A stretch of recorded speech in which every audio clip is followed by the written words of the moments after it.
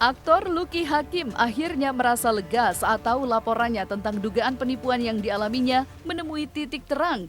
Lucky baru mengetahui jika orang yang diduga telah menipunya sebesar 8,8 miliar rupiah kini ditahan di Polda Metro Jaya dengan status sebagai terdakwa. Dan tepatnya Rabu 14 Oktober 2020 kemarin, Lucky mendatangi Polres Metro Jakarta Selatan guna ingin mengetahui sejauh mana perkembangan kasus penipuan yang menimpa dirinya itu. Jadi saya kesini untuk menanyakan perkembangan kasus ketika saya pernah dilaporkan oleh seseorang yang menuduhkan saya bahwa saya melakukan pencemaran nama baik.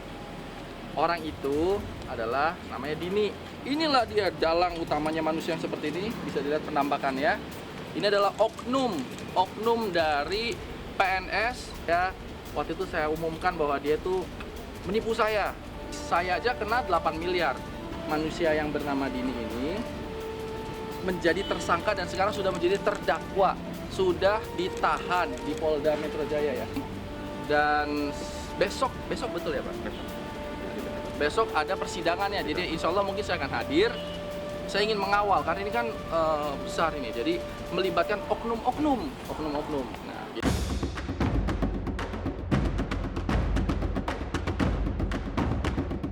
Kasus dugaan penipuan yang dialami Lucky Hakim sebagai korban berawal dari tender pembelian tiket perjalanan dinas dengan kerugian mencapai 8,8 miliar rupiah di awal tahun 2019 lalu.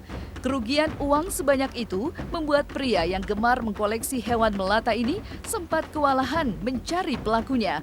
Bahkan demi menemukan sang pelaku, Lucky pun sempat membuat sayembara dengan iming-iming sebesar 20 juta rupiah bagi siapa saja yang berhasil menemukan oknum pelaku yang telah menipu dirinya.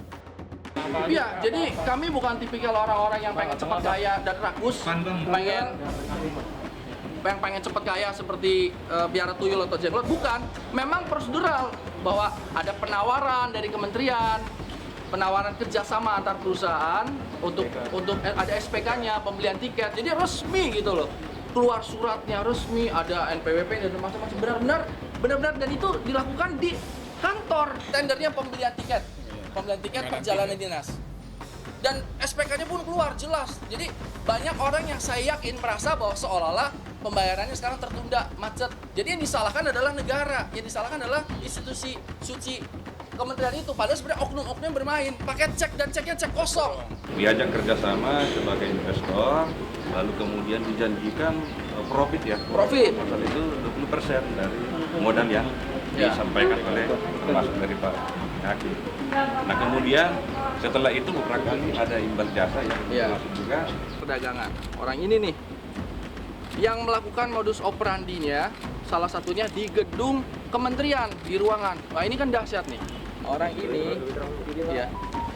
ini Dini ini waktu itu saya katakan bahwa dia ini menipu saya dan menghilang. Saya lakukan sayembara. Ketika sayembara banyak yang melaporkan ada di sini, ada di situ, sampai akhirnya orang ini saya laporkan ke Polda. Saya laporkan sebagai kasus penipuan.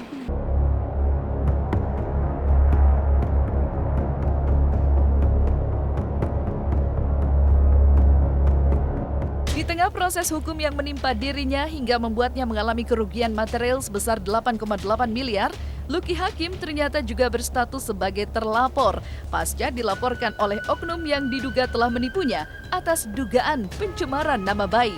Tak hanya itu, gara-gara kasus penipuan tersebut, usaha yang dirintis Lucky Hakim saat itu pun harus gulung tikar. Saya sangat prihatin karena apa? Perusahaan saya jadi tutup. Yang mana tadinya itu menghidupi banyak orang. Berapa karyawan kita waktu itu? Ada sekitar 12 orang lebih.